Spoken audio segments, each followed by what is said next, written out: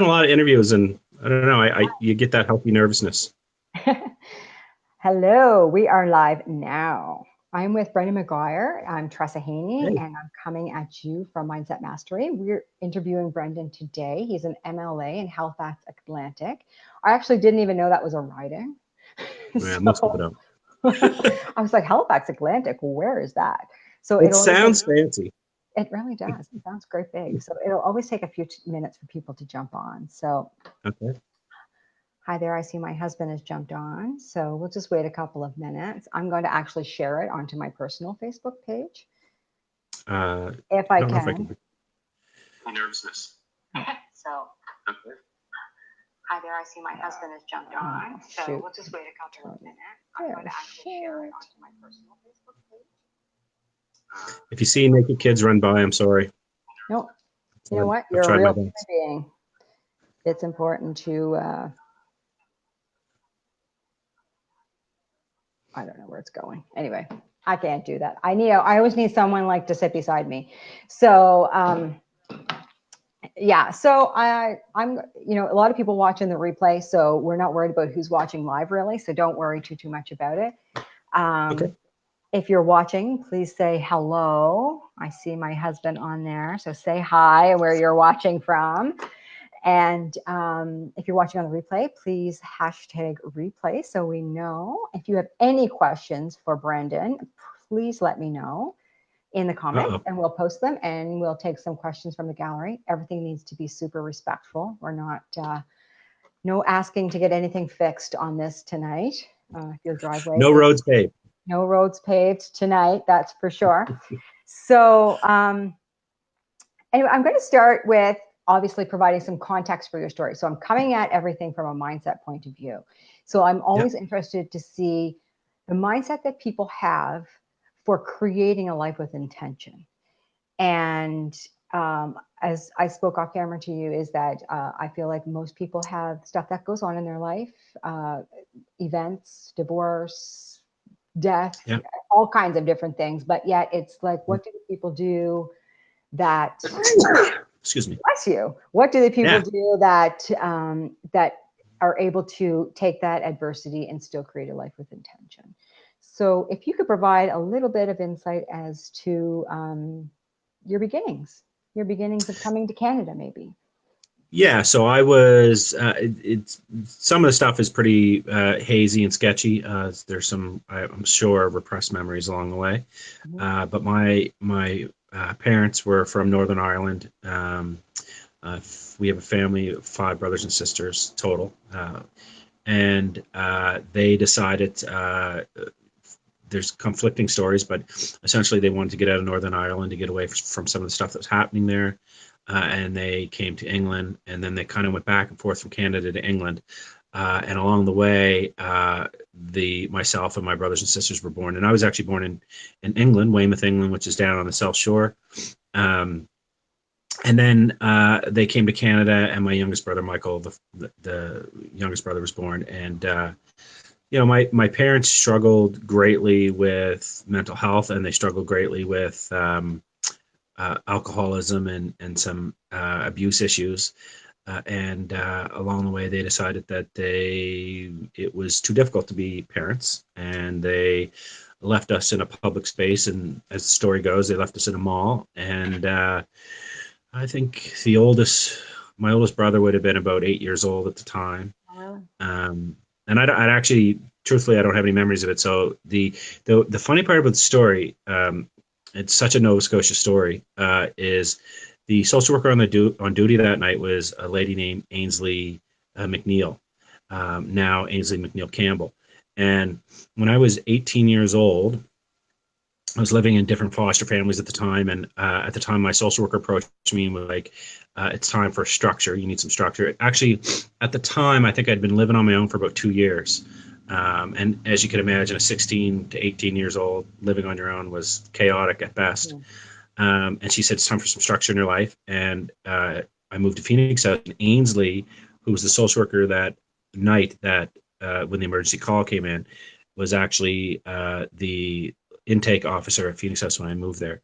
So it's people, the story, as it goes, she was there in some of my greatest moments, or some of my greatest needs, actually. So yeah, my brothers and sisters, we were all split up, and it's over the last couple of probably like 5 to 6 years, I keep finding out I have more brothers and sisters, which is kind of Oh, a weird thing to find out when you're an adult. yeah. But we all went down our separate paths, and I'll be honest with you, I was angry for a long time. Okay. And when I say a long time, I was angry into my late 20s. I used to tell people that I was numb and I couldn't feel anything. And I think, one of the tipping points for me was I decided to go, and I was going overseas to teach when I was 29. I decided to take a break. I was working for the phone company at the time. I took a year off to go teach. And before I went to the school that I was teaching at, I decided to kind of seek out my roots and see if I could find what actually happened, and find some truths. And everybody, so I met my uncles and aunts and nieces and nephews and cousins. And what I discovered was the truth didn't matter. Like the why didn't matter. Right. And I think the why had consumed me for so long. The why didn't matter. The what, for me, it was like the what mattered. So what are you going to do with your life now? Like, what are you going to do to prove those people wrong? And what are you going to do to break the cycle of poverty and violence? And so it was an eye opener for me. And I think when I talk to a lot of youth that are in similar situations, and that's what I tell them. I said, if you allow your past to continue to define your future, then it's like being abused over and over and over again. You need to get past that somehow, and just you don't have to forgive, but you need to move on and do something with your life. Yeah, and you almost have to accept what happened to you so that you can. Yeah, because you had no control over it. Right. So what did it, I personally know nothing about the foster care system. So what does it feel like? What does it feel like when you're almost aging out of the system? Like, how does scary? Yeah, like how does that like what happens? I guess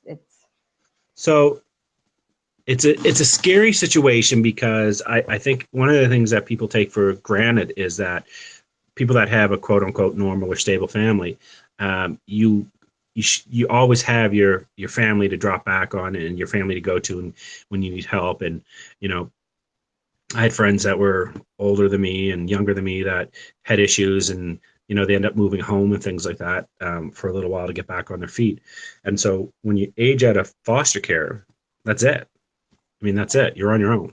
So imagine being 16 or 17 or 18 and like just aging out. See you later.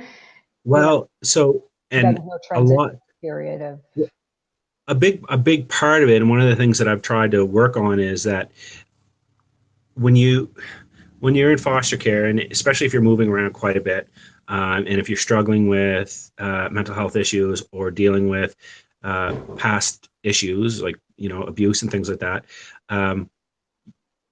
the lessons in life that you're supposed to learn, I don't think you worry as much about finding how to learn to find an apartment, or even post-secondary school. Like, if you look at the statistics of foster children, and how many of them end up undereducated, how many of them end up in poverty, and how many of them actually end up in the judicial system, it's quite higher than children that are not in foster care. And there's a reason for that. And the reason for that is, while most of us are like worrying about the simple things in life, foster kids a lot of times are worrying about, where am I going to live next, or how am I going to get past this issue? And so you have to grow up quickly. I used to say I was 12 years old going on 40. Yeah. So you have to grow up quickly, and then there comes that time, and you're consciously aware of the time, because there's going to be a time when that's it. So it wasn't easy, but you learn to get a job, and that's another thing. Like, we talk about undereducated. A lot of kids that are in foster care, you're going out when you age out. Instead of being in school, a lot of kids are just going to find a low paying job just to get by day to day, right? You have to work. So just for anybody that doesn't know you, your name is Brendan Maguire. You hold a provincial seat in the Nova Scotia legislature. Shockingly. Yeah. Um, not shockingly, not from what I hear. You're just Yeah. the apple of everybody's eye, that's for sure. Um, Okay. so, as holding a seat in the legislature and being a part of the Liberal government here and running the province, does that has that been something you've taken under your wing as this bridging or uh, Well, time frame in yeah. people's lives when they're coming out of foster care?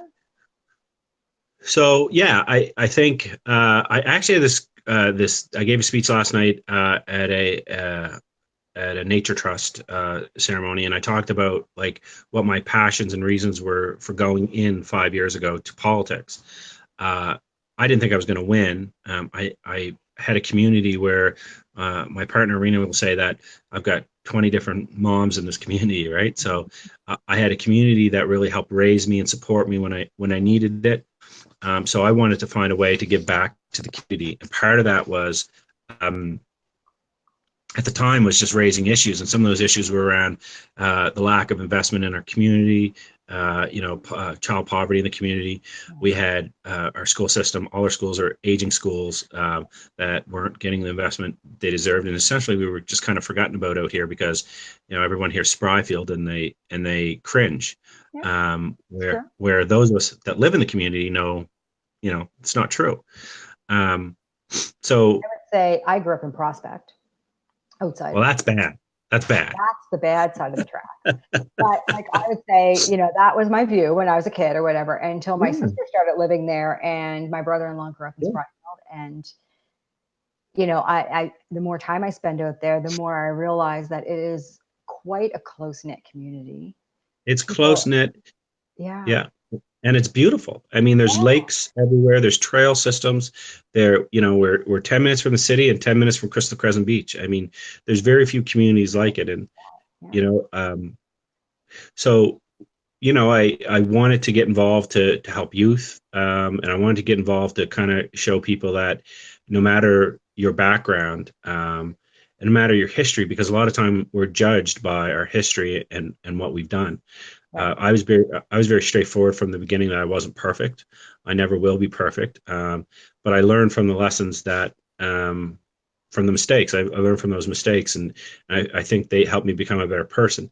And so for me in this community, not just in Spryville, but here in Cove and Sambro and all the surrounding areas, what you want to tell people is, you can be whatever the hell you want to be. Like you don't have to let your past define you, and you don't have to let people define you. So, and it was just a good way. Like I was always complaining about um, political decisions, and my partner Rena, who's I don't know how she puts up with me most of the time, uh, one day just said like, just shut up or run.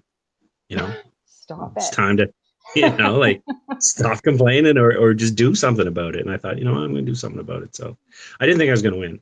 And Right. then when I won, No matter who I talk to, and I see my friend Louise is watching, and she's also a life coach, and we come in contact with this a lot, is that you have to stop the complaining and blaming and judging and all that kind of yeah, stuff, and the opposite of that is really gratitude and being able to see what you have and then share it with other people.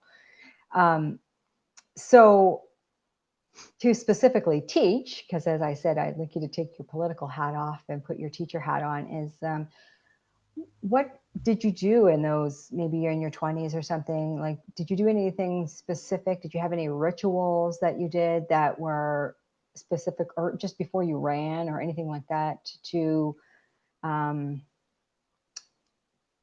because you need a certain amount of confidence to throw your hat in a ring, yeah. um, and support and that kind of thing. So what do you do on a daily basis?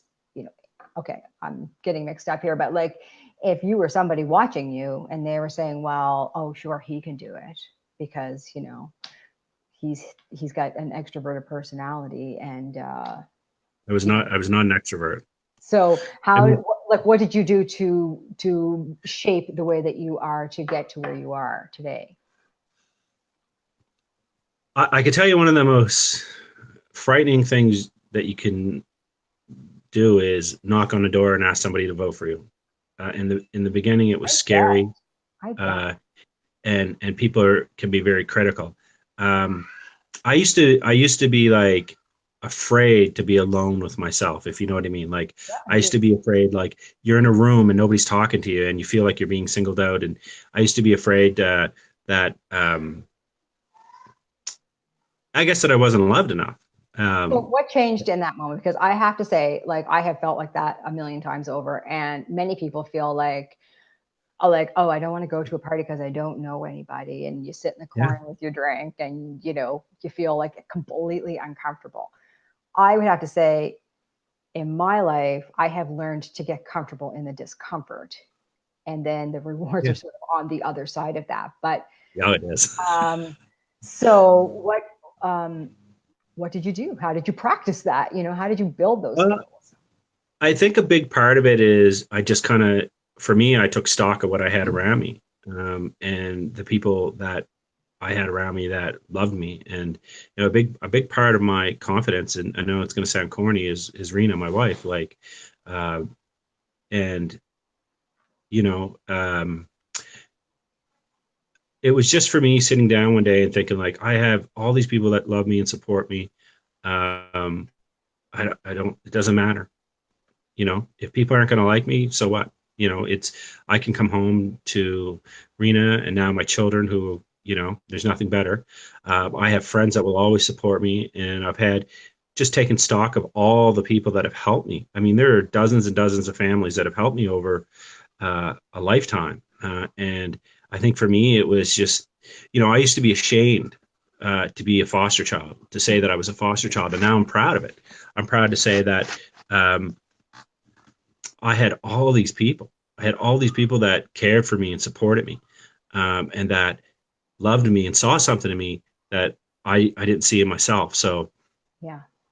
I think a big part of it was just kind of stopping, breathing, and looking around and realizing the people around you are are fantastic people. And if that's all you have, that's pretty good, right? And I know not everybody's lucky to have people like that around them, supportive people around them, and but for me, that was a big thing. It was just some fantastic people around me, and then I also felt, to be honest with you, probably the biggest driver for me was I felt I owed a debt. I owed a debt to society. I owed a debt to this community. Right. Um, a lot of people helped me when they didn't have to, and I, at the time, had a decent job. Um, Rena had just given birth to Oliver, our first child, and uh, I thought, I have to go back to this community. I have to do something, and I thought that um, it would have been selfish of me to just kind of go through life and not do anything. So, and I mean by not do anything, I mean like not do anything that could potentially positively impact people's lives, Right. and so Just seem um, to be of service to people, and maybe that yeah, yeah, yeah, comes yeah. naturally to you. Do you think? I mean, I think so, and so I would say it comes naturally to a lot of foster children, people that kids that have gone through the system. Because if you look at a lot of kids that make it through the system and make it out the other side, a lot of them end up in some kind of job that gives back, whether it's nursing or community services. Hey, Isla, how are you, honey? She's do you want probably to gonna get throw some something at me. insurance? No, she just took off running.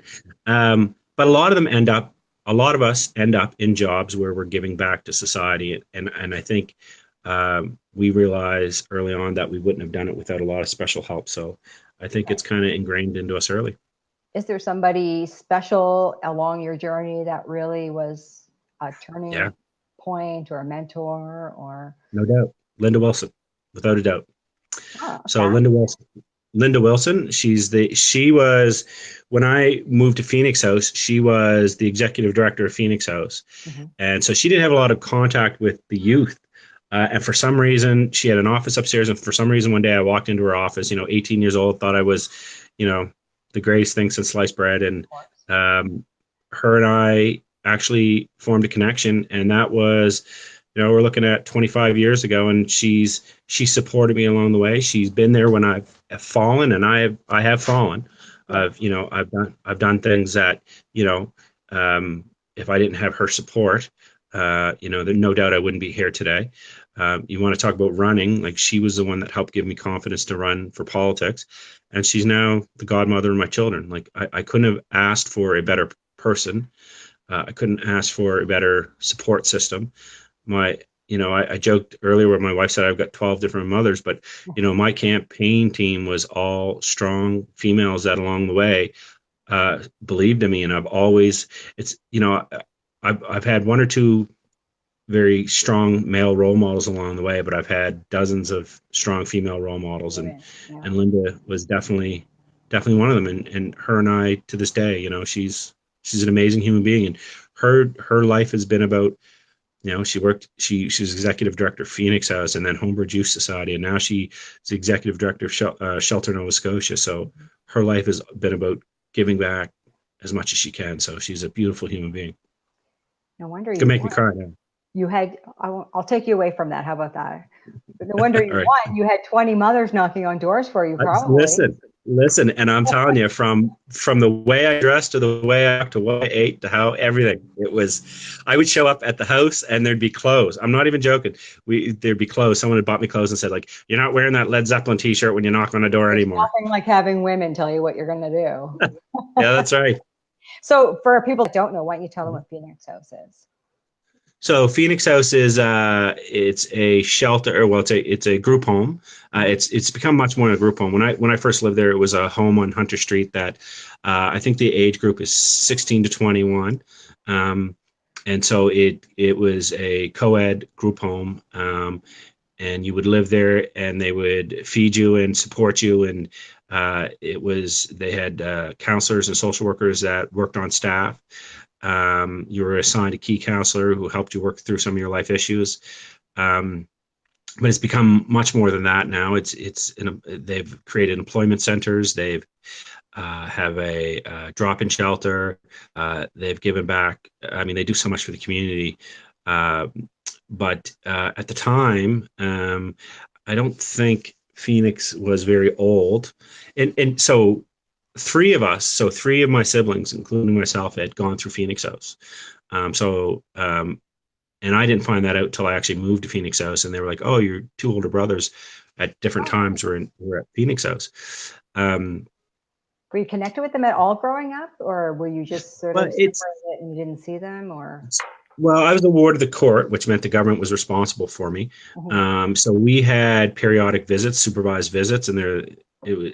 I don't know. I hope they don't still do the same thing, but it was a very, my social worker, who was fantastic, Charmaine would come pick me up, I think 3 times a year, and they'd take us to Dartmouth Community Services, and they would sit us in a room, and we'd have a supervised visit with our brothers and my sister and stuff, and they would just sit there and take notes. So now my sister and I were close. We lived in several foster homes together. My brother Michael was actually he got adopted at a young age, and then we didn't discover him until, I'm pretty sure, well, he went to Afghanistan. He was in the military, and they had contacted us, and they'd sent him down to Halifax to visit us. Oh, really? Yeah. So he's no longer in the military, but so I didn't see him until, he was in his 20s. Right. My 2 other brothers, I didn't grow up with, but I would visit them periodically. And then, like I said, I found out about a year and a half ago, that I had a half sister named Amy. So we might be related. You never know.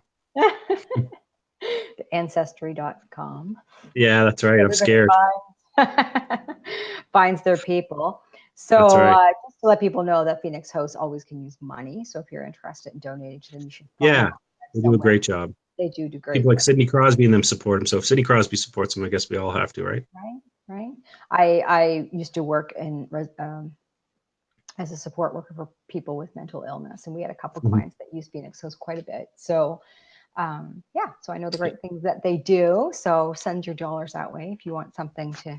Well, and mental health is probably one of the biggest issues we face too, because it it seeps into our everyday life. Like it impacts our education system, it impacts our healthcare system, impacts our judicial system and our community services. So, it's when you have organizations like Phoenix House and Langhouse and Homebridge and things like that, the work they do is invaluable. You know, I don't think people really stop and realize the amount of work that these organizations do, and the profound impact that these organizations like Phoenix House have had on society. I mean, they've literally turned around the lives of hundreds and hundreds of youth. And, Right. these are some One of of them, us. and you're sitting Yeah. there talking about it. You're right. Yeah. So it's Yeah. just right there. So my name is Tressa Haney. I'm speaking with Brendan Maguire. He's the MLA for Halifax Atlantic with the Liberal government. That's a provincial. I have lots of people in other provinces watching, I can see, so they don't always know. When I moved to Ontario, I realized there's MPPs. I was like, what is that? So Yeah. No, okay. that's an MLA, but in another. Yeah. So, and I'm willing to take questions if you want to. yeah, so if anybody has a question for Brendan, please ask it in the comments if you would like to know anything about him, his family, his story. But as we said before, he's not paving roads tonight, so no questions about that kind That's of thing. tomorrow. That's tomorrow. A full day's work. So in your job now, I have to I'll give props to your wife because I'm a military wife. So I know what it's like to have a husband that has a job that makes you in charge of the house.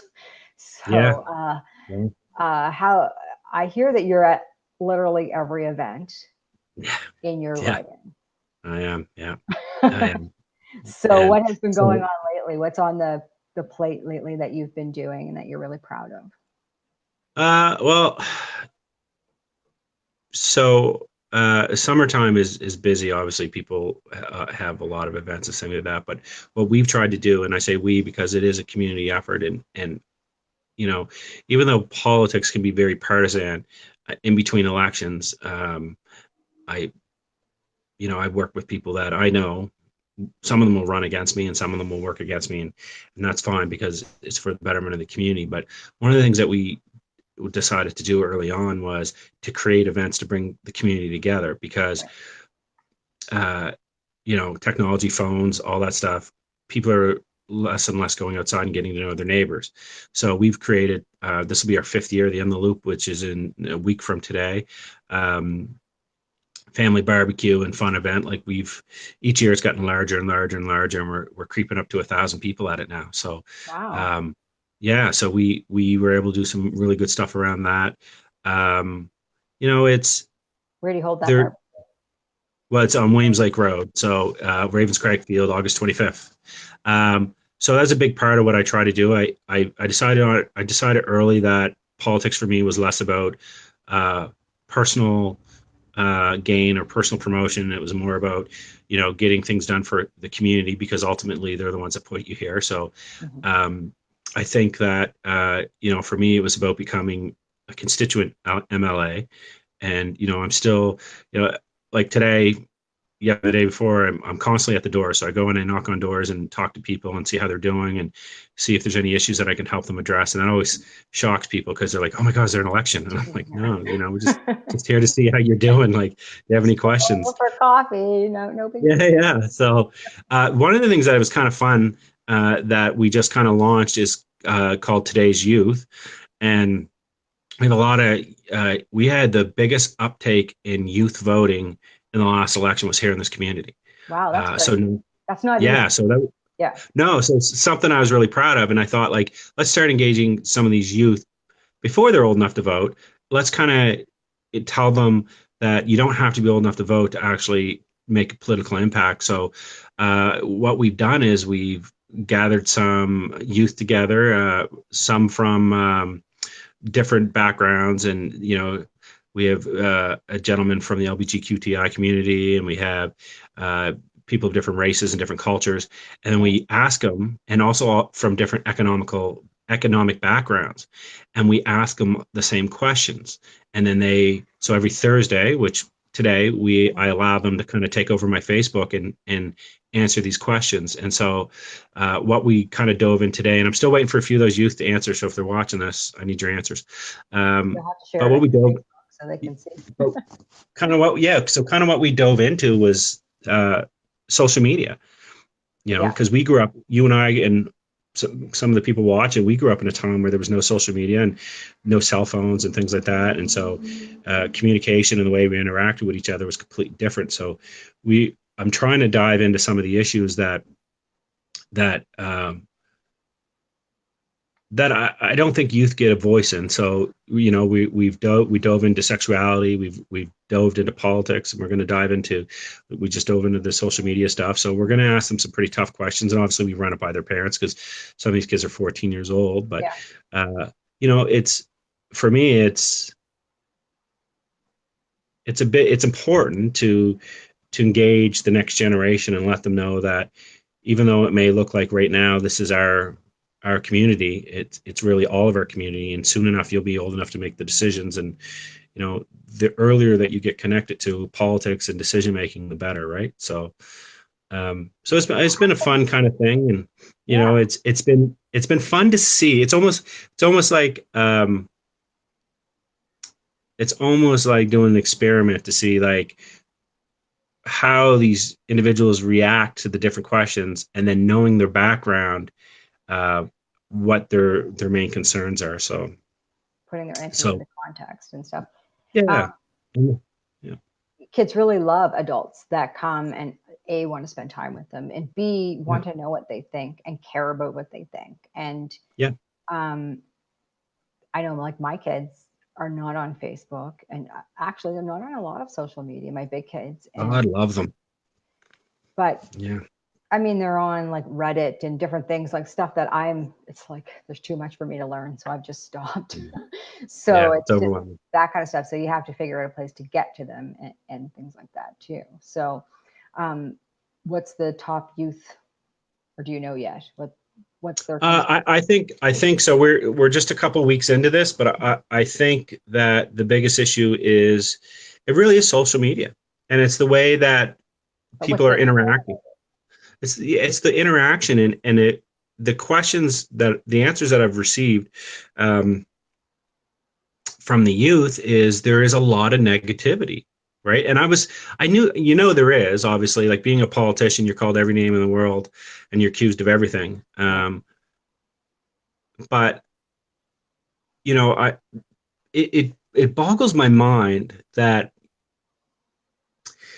the answers that come back is how negative the social media can be, and how they have fat shaming, and how they're being bullied, and they're being harassed about their sexuality and things like that, yet they still use it.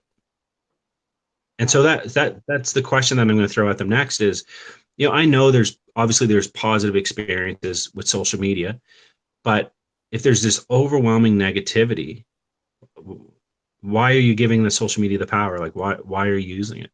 Yeah. So, but it's a big issue. It's a big issue. What else do you do? Because when you grow up with social media, it's kind of all you know. And they talk Donald Trump. You get 14-year-olds telling me about Donald Trump. I have a 10-year-old that doesn't stop talking about Donald Trump. Isn't that insane? So, I mean, to some degree, it makes you realize that Donald Trump gets to 10-year-olds in another country. Yeah. It's on their mind and it's coming out of their mouth and stuff like that. If only we could positively engage them in the same way, it'd be amazing. It's scary because I think it set a very bad precedent in politics. And I think it's not just in politics, but I think it set a very bad precedent in life. And that whether you agree with Donald Trump or not, I'm sure there's people out there that do feel both ways about it. But, when you can go on social media and you're supposed to be, quote unquote, the most powerful person in the world. And he was just on social media the other day calling someone a dog, and, saying, and the stuff that he says, and that people know that some of the things he's saying are not true. So what kind of example does that set for youth? And what kind of example does that set for someone that wants to get into politics or into any position? It says to them that reality is what you make it. You can say anything you want and people will still believe you. So. And I do feel that there's, we feel like we're insulated here in Canada. And I don't think we are. I think that, we're starting to see a bit of that. And I'm not getting insulated because I live in Ottawa. So, Yeah. lots I'll of say on the East politics Coast. there. So I will say, I will say that, we sometimes we think that we are insulated because we're here in Canada and that, we can do better. But, uh, you know, I mean, I think it's just becoming a bit of a trend. And I think a big part of that is social media. Yeah. Yeah. So Mhm. just to change subjects a little bit, Yep. I have some kind of like, my sister was looking at something, Emily, and it was like, Uh-oh. where in the world is Brendan Maguire or something like that, or you're doing some Yeah. find Brandon or Yeah. Where's Waldo?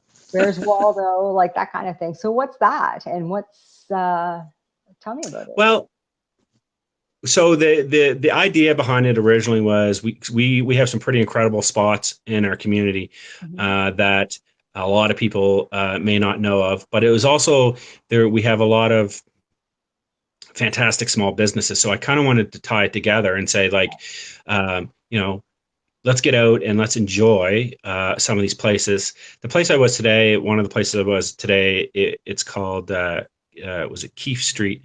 It is one of the most beautiful tucked away spots you'll ever see. It's this little cove, and there's Like, ocean and boats and everything around it. And so I thought, wouldn't it be interesting to what's that? is it just Keefe Keefe. Street? Yep, or road maybe or avenue. I don't know. I'm never good with that road, street, avenue stuff. Um, We'll put street. but I'll just put it up there. what I wanted to do was kind of encourage people to get out, enjoy our community, and at the Right. same time support some local businesses. So what I said was, if you can guess where I'm at, and usually that'll pique people's interest because they'll be like, wait, I didn't know that, I didn't know that cove existed, or I didn't know that playground existed, or I didn't know, Yeah. and they'll go out and visit it. I said, I'll buy you a free coffee from this. It's called the Raven Espresso, which is a young couple that just started a fantastic coffee shop. So it was kind of a fun way to help support some young entrepreneurs and at the same time get people out from in front of their computers and more so their cell phones. Like it's people. If you just stop and I like to watch people. If you just stop and watch people, you'll notice that most people are they have some of the most beautiful things in front of them and yet they're stuck on their phone, right? So and I'm not saying it because I live here, but I do think, we have miles and miles and miles of beautiful trails.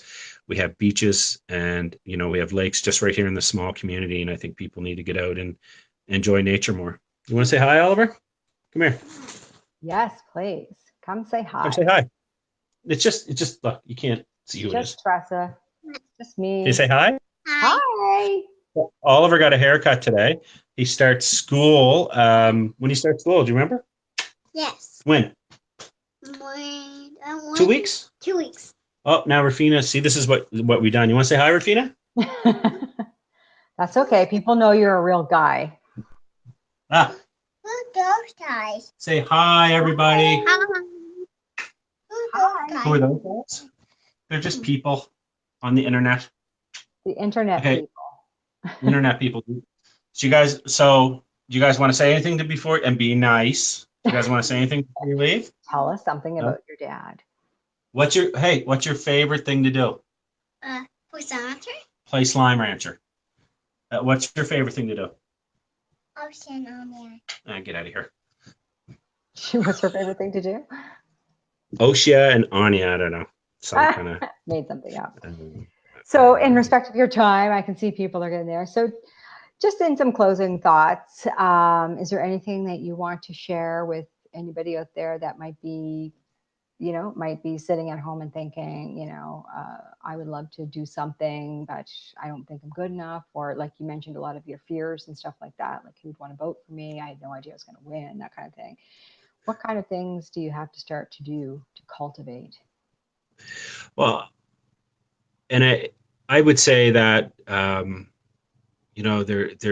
I know it's going to sound cliche, but there really is no limits. I mean, I've been in trouble. Like when I was younger, I was in trouble with the law. I drank a lot. There was a lot of things I got into and stuff like that. And, and a big part of it was I was letting my past define me. Mm-hmm. And I think that, part of it is learning to love yourself, and learning to, um, I don't think you necessarily have to forgive, but I think you need to move past. Um, and so, if I, and I truly mean this, I say this to youth all the time, like, if I can do this, anyone can truly do this. Like, it's, there's nothing, there's nothing super. I wasn't the smartest kid. I'm not the best looking person. I'm not the tallest or, the funniest or anything like that. Mhm. I think that I just set a goal and I decided that's what I wanted to do. And, you know, if I truly mean it, if I can do it, anyone can do it. And I think you need to find that place that makes you, everybody has that place. And for me, you know, for me, it's my children and it's my family. And for other people, it could be anything. Before I had my family, my children, it was, I'd come to Heron Cove when I was having a day and I just needed to relax. I'd go down to the shore and just kind of clear my mind and just be alone with my thoughts. But I think you need to find that inner peace, or you need to find whatever it is inside you to actually get past some of the stuff that's happened, because truthfully, nobody deserves it. And one of the things I learned about some of the abusers and stuff in my past is, their past wasn't pretty either. Right. Right. Everybody So has a story. right. So it's a cycle. And if the best thing you can do, the best thing I've done, like, people always say to me, like, oh my God, congratulations, you're a politician, you've done this. And I always say, like, yeah, it's great. And I enjoy the job, but the best thing I've ever done is be a dad and be a husband and a partner who doesn't abuse my wife, and who my children feel safe with, and who, there's so much love in this house. That's the best thing I've ever done. It's, it pales in comparison to, like, being a politician pales in comparison to that stuff. So, it's, a title doesn't make you a better person. Um, so just, you know, I would just say, like, don't give up. Life's too short to let other people define your future. Right. And living with intention. Your intention is to make sure that Yeah. you're a good father and a good husband, and not doing the things that defined you from before. Right. So, and I mean, there are times. Somebody, I mean, my good friend said Go that. ahead. Why not me? Like, why not you? And I kept Yeah. thinking, well, Yeah. why not me? Why Yeah. shouldn't And I let's do be it? honest, like, being a parent is fun, and you're a parent, but sometimes you want to kill them. You don't even have There are teenagers times yet. where You they don't even test have you. teenagers, so don't even talk yet. I know. So just, it's, I think you just gotta, you gotta learn to love yourself, and you've got to learn to let go. Yeah.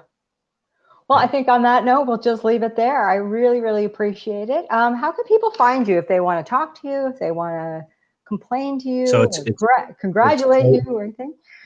Yeah. So it's quite easy. It's just brendan@brendanmaguire.ca is my email address. Phone number is 902-444-0147. I can't type that And fast. oh, sorry, 902-444-0147.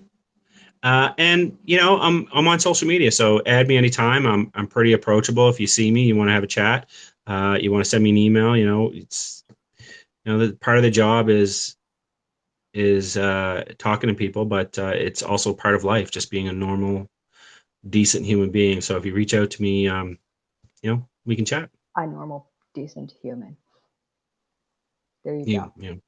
Yeah. Well, thanks very much. I really, really No, appreciate thank your you. time. I know it's a hairy part of the day for you, so I really appreciate it. I miss bath time, which is good. There you go. You're welcome. Okay. Take care. Appreciate this. Thank you. Have a good night, everyone. Bye.